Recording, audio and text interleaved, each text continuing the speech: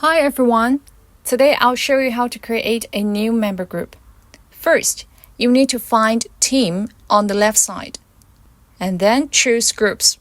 As you can see, there are 3 types of groups that you can create, including Boss Group, Operation Group, and Management Group. Now, let's take a look at the green button at the top. We need to click Create Member Group to begin.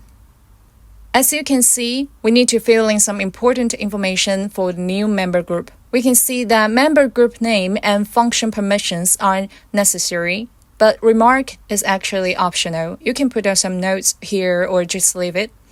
So now I'll type in a new member group's name here.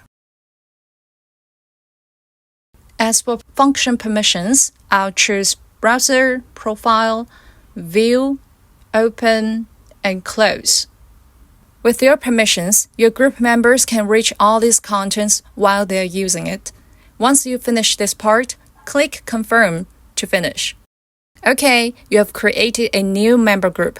You can find its information on the group list, right over here. Alright, that's all for creating a new member group. I hope this video can help you, but if you still have any questions or suggestions, please contact us.